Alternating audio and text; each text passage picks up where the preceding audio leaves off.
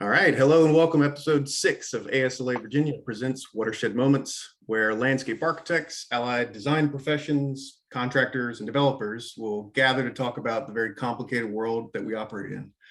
As we begin this episode, I'd like you to take a moment, think about how you unconsciously interact with people. Right now, you are listening to my voice and filtering my pitch, my cadence, my verbiage, or if you're watching this, you're visibly filtering my appearance, my clothes, my gestures, and my backgrounds as well. Today I've gone with a lumber chic Portlandia motif to express my adoration for Carrie Brownstein and Fred Armisen, but I would already wager a mixed bag of reactions have come to that via filters. That being said, we get into today's topic of communication filters and how perceptions influence thinking. These perceptions that you and I and everyone have are drawn from your past experiences, and they can offer both advantages as well as disadvantages to your communication with others. The important part is to recognize that this is a fact of life and to learn to reframe your thinking when it's necessary. For landscape architects, we can see that good, bad, and ugly of this in our daily profession. And I'm looking forward to hearing more with our guests. I am joined today by Aaron Horton, a senior landscape architect at Clark Nexon, Virginia Beach, Virginia.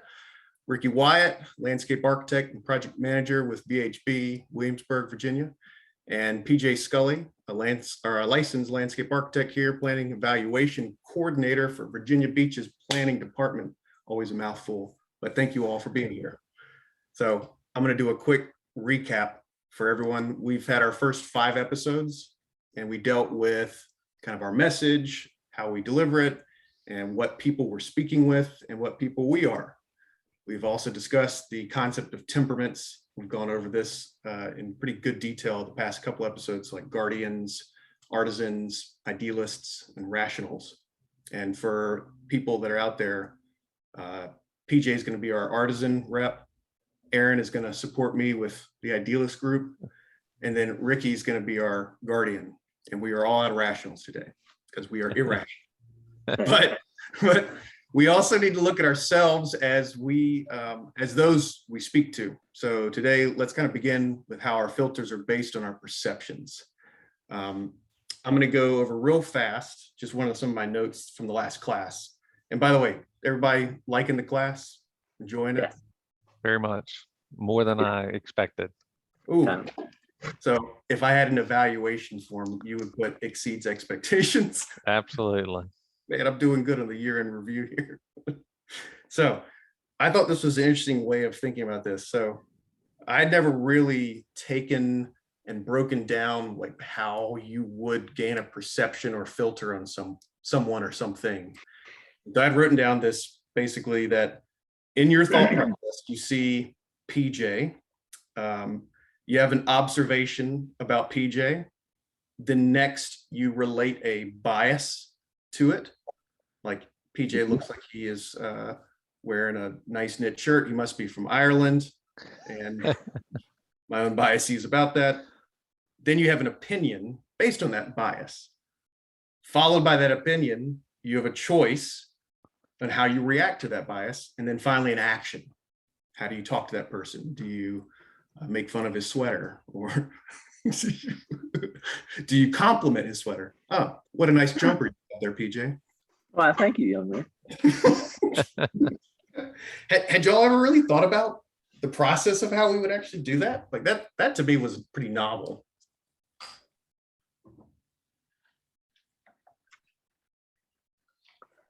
Okay. Not everybody at once. Don't jump in. Currently have not had I've already on my second drink, so I'm a little bit enthusiastic for this. No, well, in the last 2 years has really changed that. I mean, with screens off and when you can't make that prejudgment and you're just looking at a person's name, has really impacted that and made you think about that more, brought it to the forefront more of how many prejudgments we were making when we were meeting in person and seeing people's body language or facial expressions or appearance or all of that. So I guess in some ways, some of the virtual meetings, when people don't have the screens on, takes away some of that pre-bias. Yeah. Yeah, I definitely find that visual is good for a lot of things, but it's so easy to check out. I mean, it really is. The other things we're talking about this is like some of the triggers that he mentioned for, I guess, triggering your filters, so like how you would establish a perception of someone or something. He noted that oftentimes you're most triggered by your own personal goals. You're triggered by your sense of justice, or your personal fears. And I thought that was an interesting thing to think of, because I started to reflect on myself. And so a lot of my idealist temperament goals are altruistic, or trying to be authentic with how you're doing your job and doing it well, and with earnest integrity to it. And I can definitely get kind of overwhelmed sometimes when I think about something or a situation and it just doesn't match up with that. I think a lot of people will probably gravitate towards politics like immediately. That's why it's such a hot button topic. But do you all agree with that? Do you think that kind of your goals, your fears, your sense of justice, are there other things that are kind of left out from that? Well, I think, definitely your fears and goals, and they can really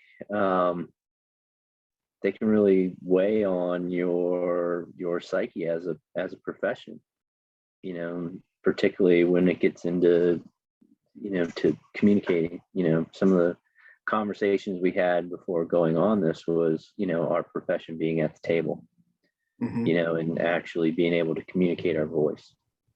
And I think it's critical to have the leadership, and doing classes like this that we're going through is phenomenal, because it allows you to be able to communicate, read that room, get your point across. If you're not doing that, you're essentially just sitting there. And as you're competing with other professions, if you're not having a voice as prominent as theirs, then that's when you start to second guess yourself. And you'll notice, especially, that can really weigh on people. And you take a step back, and then you start to hesitate on what you're going to say. You have all these years of education, all these years of experience, but you worry about, once that kind of confidence is dinged, you're in that reserve.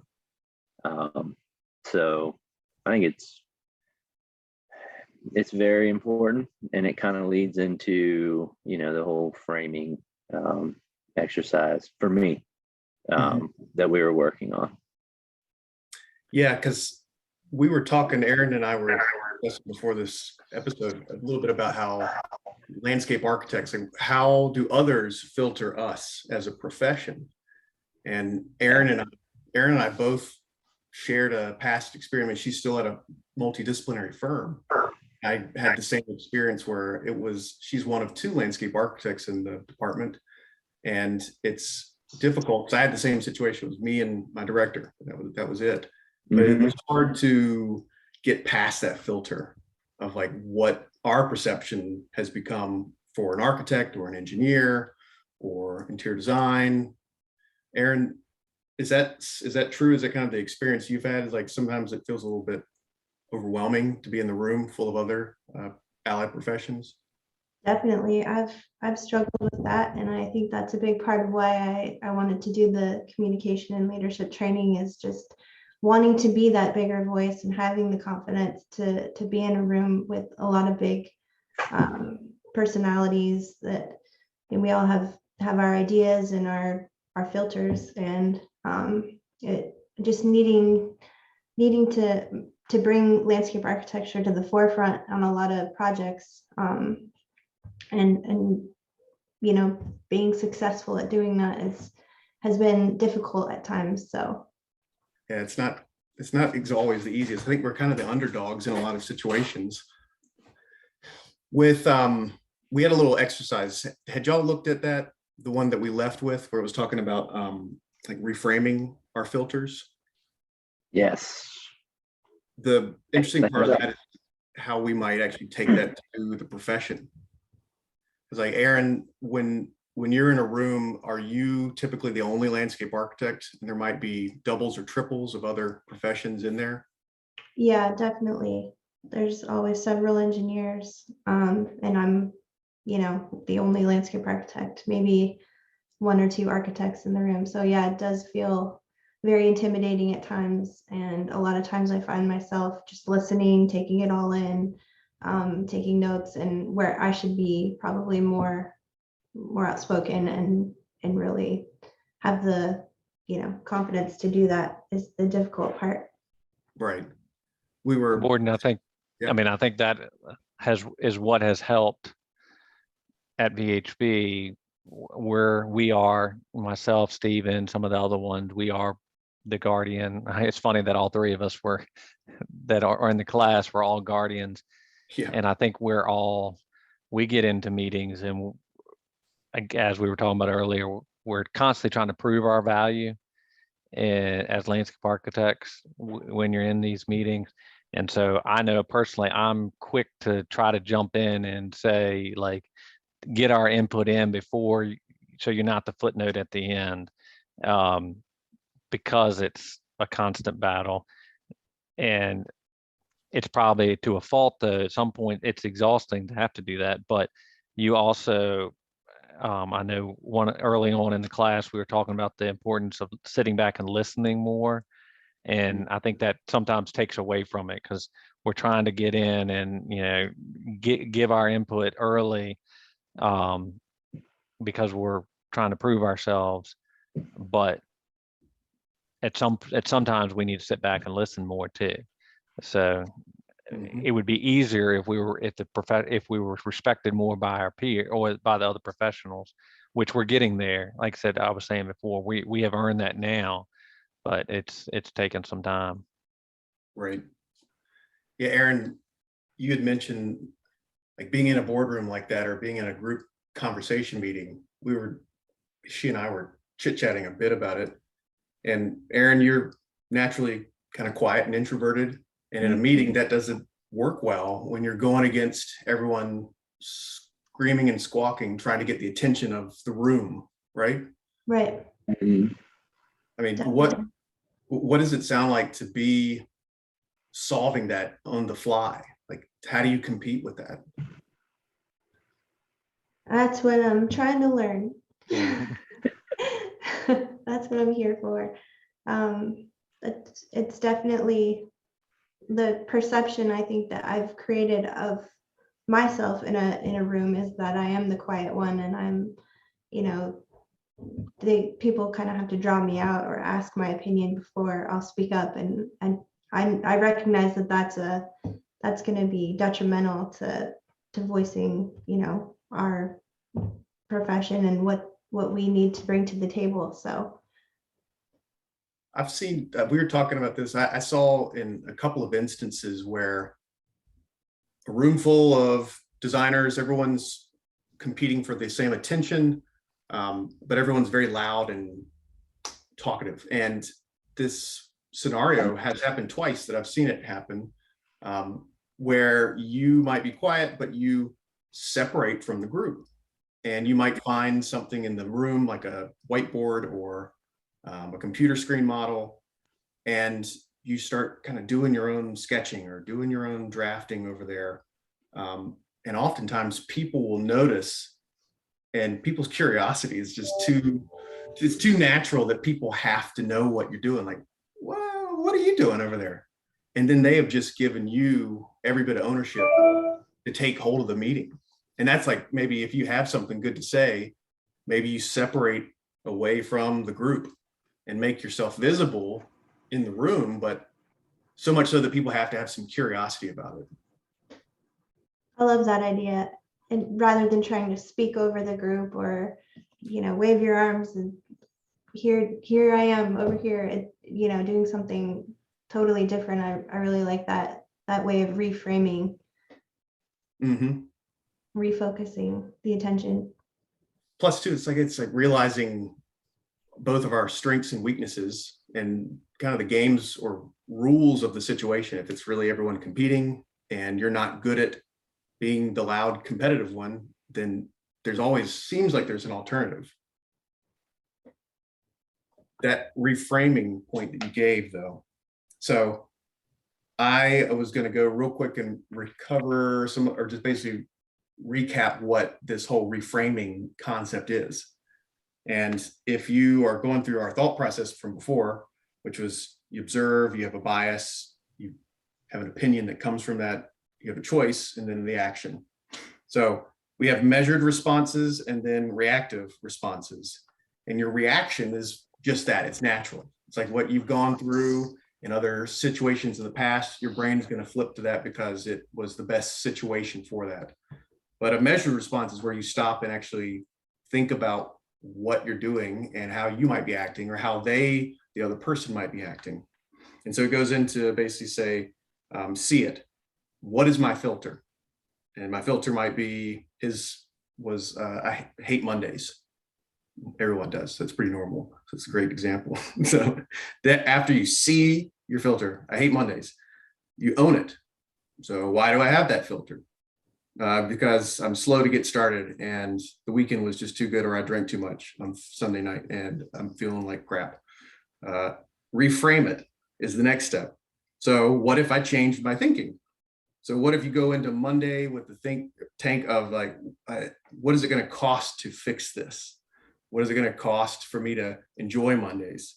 Well, maybe it's just going to be me getting up 2 hours earlier so I have a little bit more coffee time and I can have some gel time with the dog outside running for a walk or something.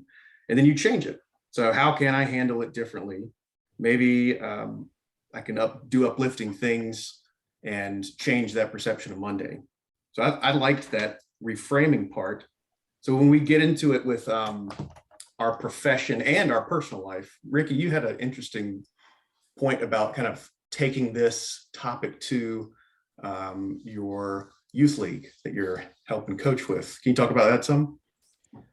Yeah. I mean, I think so much of your personal life and professional life overlap, and this I had never taken a course like this before.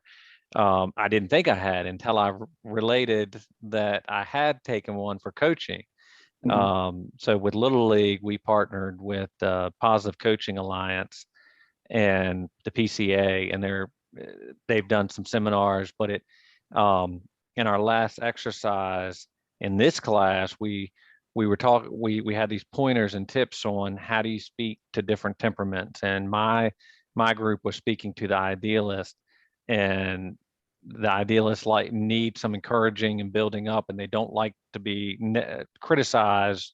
If they do, they shut down immediately. And so I related that to the lessons through the PCA and coaching, and the messages there. They're talking about, each young athlete, they have a bucket, and you need to constantly filling that bucket with encouraging, because you're going to criticize at times, but you need to be, the positives need to outweigh the negatives to just keep building them up. They talked about the criticism sandwich or something, where you have a positive and then you criticize and end on a positive. But not every kid needs that, in the same way as not every kid or not every peer professional needs that. And so I'm learning that through this class, and it's connecting those two dots. Obviously in the PCA, they weren't talking about the kids' temperaments. They were just generalizing them all. But now with this class, I'm recognizing that those kids also have different temperaments. And there are some that need to be very direct. This is what you need to improve upon. This is how you're going to improve. These are the exercises you can do, and this will be your result. And so that's one temperament versus the other ones that do need that building up, or not. They're gonna sulk off to the dugout or wherever and shut down. Right. So my son is one. So I also coach basketball, and we had practice last night, and he's one of the better kids, but he doesn't push himself all the time, and he's super hard on himself. And so where I can criticize other ones, I can't be as hard on him because he's already being hard on himself. So Right. for him, I'm always trying to build him back up, because I know if he gets down, then he's just going to shut down. He's going to get hard on himself and hit, and so then his game just falls off. Yeah. So it's, like I said, it's interesting how this class is carrying over into the sports world for me. PJ, what about you, man? Because I'm just curious what you're thinking, you kind of think about with this, because it sounds like there's also like filters between the professions. And we've seen this, I'm sure almost everyone has seen this, where you might have a filter with civil engineers, or a civil engineer might have a filter with a landscape architect. Yeah, I think we see that all the time. You know, it's a territorial thing, you know. I mean, let's see, I probably related, you know, it's almost like playing a sport, you know. You invest time in it. We all invest time in our education, and we enjoy what we do. We have that passion, so you want to be the best at it, you know. When you sit down at a table with multiple disciplines, and we all have that, I don't want to say the word arrogance, but it's a passion, you know, that you want to put your own mark on it, or you have an idea, or you get very focused on your idea. You know, you start to put that filter up, you know, and it's sometimes it's going up because you want that equal voice, or that equal say, or that collaboration. Right. And I think that's it.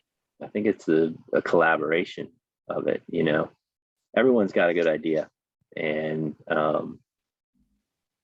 you know, in my profession on the public side, you gotta listen to all that. You know, and I've got to listen to, you know, what we have for our guidance, our rules, ordinances, you know, what the developer or whoever's, you know, working on the site, and then also the community, you know. So that's kind of, you know, how I have to own it, is being a designer. You're design oriented. You want to focus in like that final product, pretty picture, but you really got to bring everyone in, you know. And I think that's one of the things, as we grow and we start to be more involved. And Ricky, you were saying, you know, the value that you have even in your own firm, where people are pulling you guys on for projects. I think that's how we have to kind of change our minds then, is then once we get up to that level that we desire, we don't forget about that work, because then that'll just keep evolving us as a profession.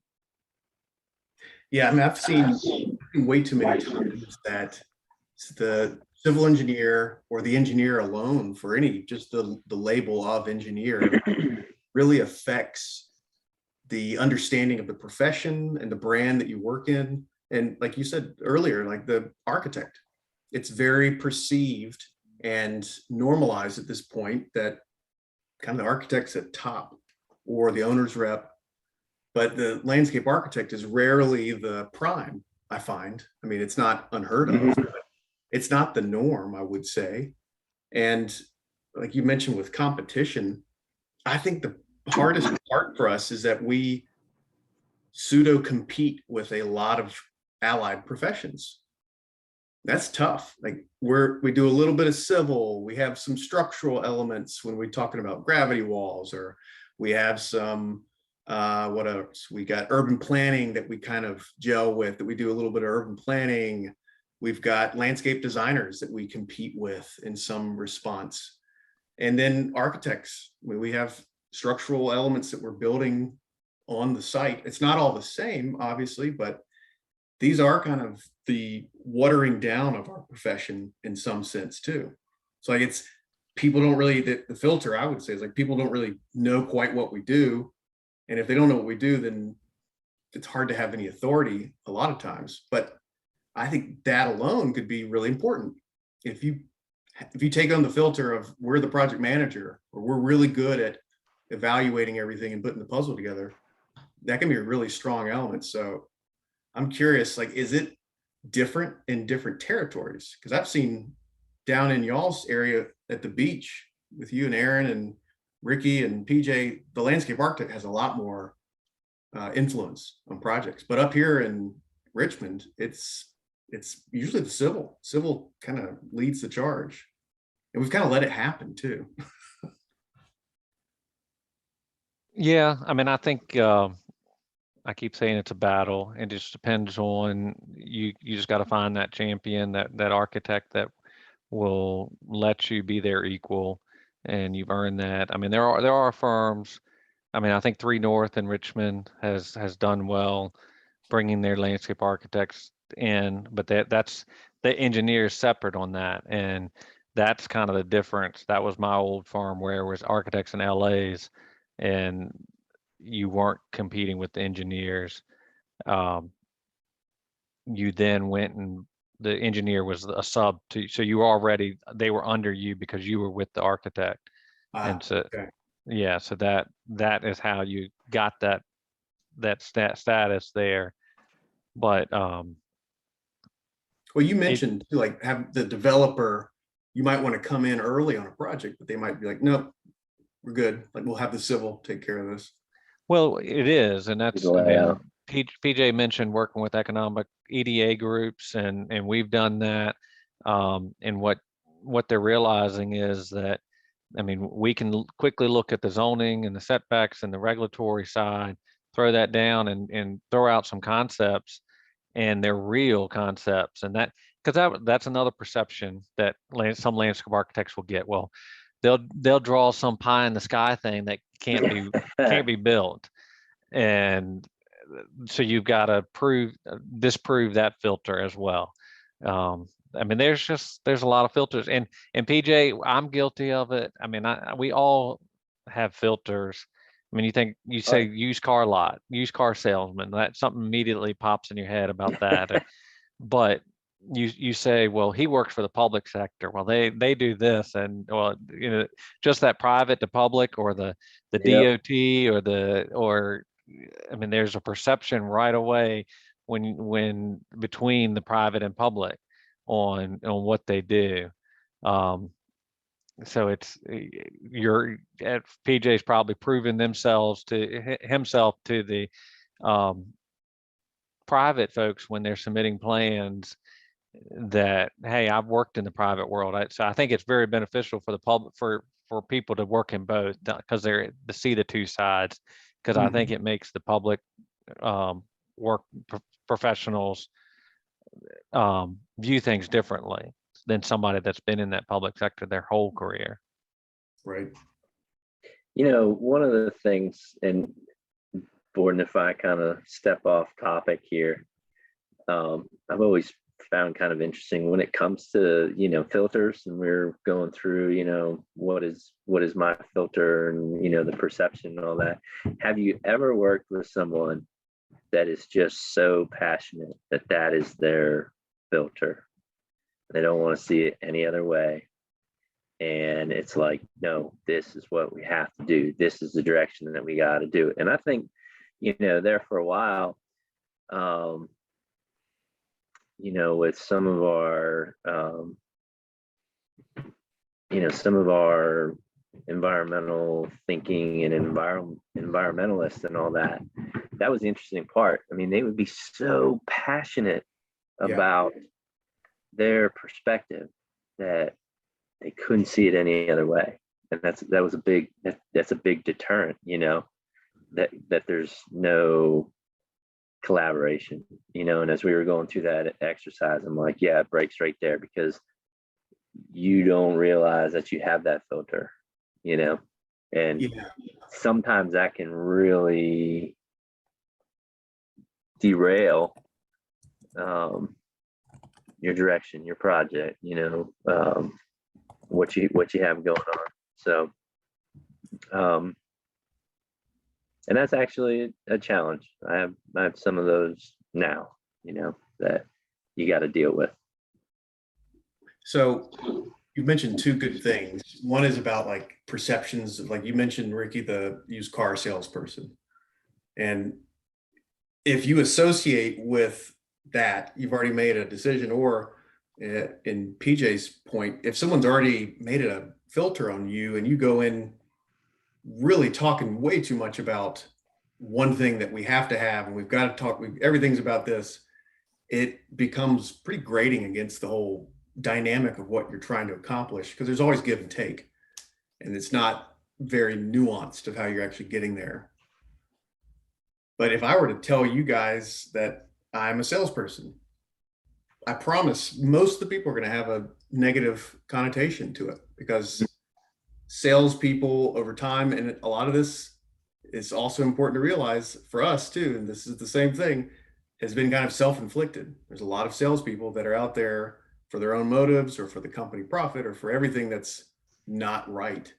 And if you said that you were a lobbyist, immediately you're going to the wrong side. You're, oh, lobbyists, hate them, can't stand the lobbyists. You're like, well, ASLA Virginia has a lobbyist that advocates for landscape architects. Right. And I think that's one of those points that gets you there. Like, oh yeah, that's a good point. Maybe I did kind of prejudge that a little quick.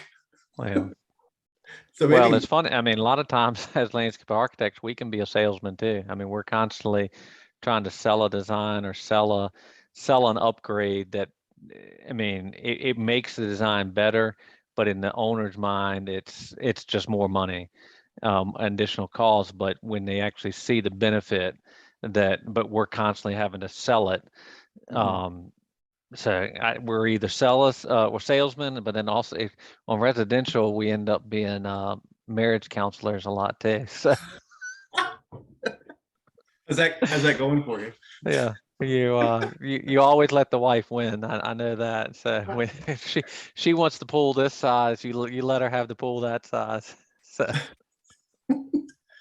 But like Aaron, to your point that you were saying a while back with like the structure of your meetings is actually pretty advantageous, of having it not be a free flow meeting. Typically it's heavily organized and it's got a set agenda on it. Yeah, our meetings are all very organized for the most part. We have, certain meetings that are just design charrettes, where you're just coming with your ideas. But for the most part, project team meetings are very structured. And I think that probably is very helpful to the certain temperaments that really like things laid out, straightforward. Here's what we're going to do. Here's what we're going to cover. And at the end, here's what your marching orders are. And so everyone's on the same page. Right. Do you feel like you need to put yourself in the agenda more often? Like that it should be like almost every time that you should have some point to make for the meeting, maybe to start restructuring the framework so that people don't frame us in a certain light and that we're visible. That's an easy way. It's a very democratic way to just like put yourself in there, everything. I got something to say, guys. I think that would be helpful. If you have something to say, to reach out to the project manager and say, hey, do you mind if I go, at this point and talk about this, or, rather than waiting till the end, maybe that would create more visibility for us. Yeah, and I think one of our strengths, like I said before, is just being connected with people and the whole project. And so that might even be something from a branding standpoint that we all could do better, is prep for the meeting ahead of time, but have something to contribute and try and be the first one out there. Maybe you take over for like the review up front. Here's where we've been, here's where we're going. we've got some issues here, but I think we have some opportunities here, and then open it up to the group, because that's kind of like you taking control of the meeting up front, but then giving it back to the whole group, which is kind of a strength play and a democratic play. What is your temperament again? Idealist. Idealist. Okay. All right, I can see that. Mhm. It works well for the most part, but I have my moments. Yeah, I'm trying to think of what else we should cover today. The main part, so, was just realizing that you have a filter, or that others have filters, and to really break it down into the 4 steps. I mean, figuring out how you can recognize it and maybe put yourself out of the comfort zone to do it more often. It gets easier, obviously. If you're afraid of heights and you climb on a ladder every day, obviously it's going to get easier. If you work construction, it's going to get easier. It's like flexing muscles almost, but just being aware of the people around you is really important, especially when reading also helps me. Like I'm trying to read as many books as I can on different topics and find connections, because that might help you realize internally that you have a filter you didn't even think about. Well, and I'm with this week's exercise and the whole, what if I changed my thinking, the reframing it, using those temperament characteristics Right. at the front of the lecture is I'm finding that to be very, very beneficial. And that's just communicating in and amongst my group, because when we first started this off, one of the things I brought up was, I said, listen, I've got a good difference in age group of people that I work with and supervise. It's that perception, that filter. Oh, you're this old, you're this generation, you're Gen X. Oh, you're this young, you're what. So now, as and that's kind of a filter for everyone. I think you get that perception, but reframing that to not, you're this generation or that generation. It's, okay, you're, the authentic, intuitive, rational person in my group. Okay, myself, adaptable but optimistic. I got to kind of harness it in to reframe that communication, because while I may want you to be daring and really go out on a project, I need to focus in and say, all right, I need you to be my logical, tell me, am I doing something stupid here? Like, that's pulling that strength in, instead of me coming to you and saying, hey, just go after it all, Ford, and just, dare to get Take everyone over the world. Yes. So, because that's the hardest part, changing it. Like, recognizing it is one step. That's really a really important step, but then actually changing it is difficult, because it usually requires you to do something you're not comfortable with, because every reaction that you have is based off of past results, and that's the good side of that, right? That's the good side. You learn from mistakes, but they're not always right. Yeah, and the fun part that's coming out of this for me is, at the beginning, like I said, I was making reference to Mike, saying, I know how I need to communicate to some people. Like, so I got to have someone in my group, they need a bulleted list of what they got to get done through the week. Other person in my group, that door needs to be open so that when they have a question, they can be standing there right then to ask it to me. So, in reframing these filters that we have, and then seeing those temperaments, it's like, okay, now how can I draw that comfort level out of them to communicate in that office setting? Like, how can I start to reframe to get them to be as essentially as powerful as they can be, as confident as they can be? Right. based off of kind of looking through those temperaments. So Like Aaron, you could reframe stuff by going to, what is it, the Toastmasters Club, where you have to go like do speeches and stuff. I should definitely look into that. I could see Aaron doing improv classes. Right. hey, Like, we whose line is it actually, anyway? With PJ, Ricky, and Aaron, and Wayne Brady. Gotta have Wayne Brady in there. Well, I think, Borden, you mentioned, I mean, what we've taken away, and I mean, like PJ said, I am guilty, and I told Aaron this in our breakout, like I'm quick to respond.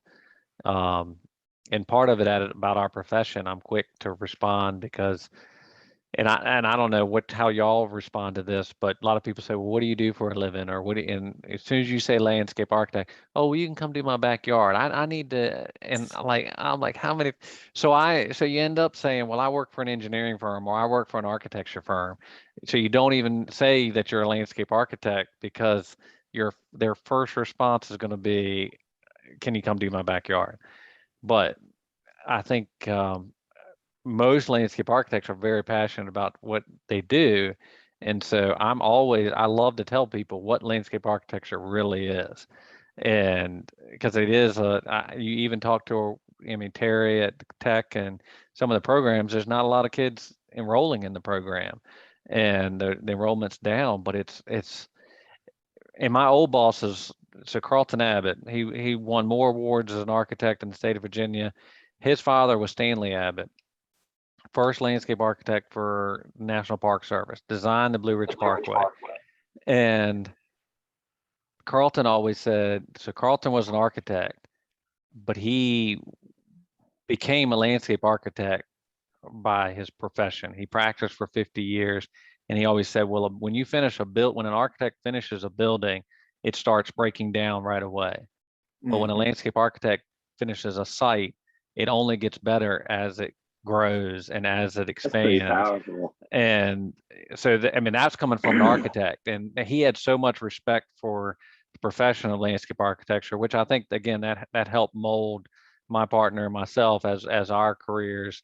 But having that respect from an architect and realizing, so that's why I'm so passionate about getting out there and saying, like, this is what we do. Like we form the places that everybody lives in. I mean, I tell my kids, I mean, I'm first one to say, like, we worked on that, or we design roads, we design parks, everything but the building. Is most time that's my response. I design everything but the building. So, but it's passionate. So it's hard for me to not respond quickly on some things because I get that passionate about it. So that's something that I'm probably trying to work on. Yeah. PJ, you look like you were about to hop in. You were excited. I could tell it. No, that quote was awesome. That was very powerful what he said with regards to architecture and landscape architecture. And I'm gonna hit you up later on. I wanna run with that. I think that's I want to run with that. Yeah. You just gave me a good idea. I appreciate that. Okay. Hey, PJ, if your good idea is thinking about getting a tattoo of that, ask your significant other before you get that done. Okay. No, that would be one of my stupid human tricks. I mean, we'll just chalk it up to that. You could always like pull up your shirt and be like, yeah, see, this is what landscape does. They're like, it's kind of smudged. You're like, well, I've gained a few pounds. Sorry. Yeah, it's all good. Don't dare me. All right. Anything else before I kind of close this out? Good. Thank you for having us. Yeah. The next two, I think, classes are going to be about presentation. And to me, that's where this class has been culminating to.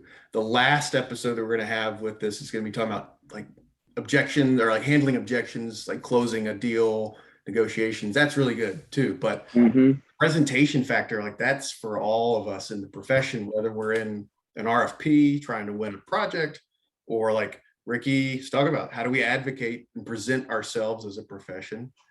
So I'm excited to talk about that next time. We'll get into that in a bit more detail, but Thank you everyone for joining me today, Aaron, Ricky, PJ, Thank and you. looking forward to the next one. And we'll see you all on the next time.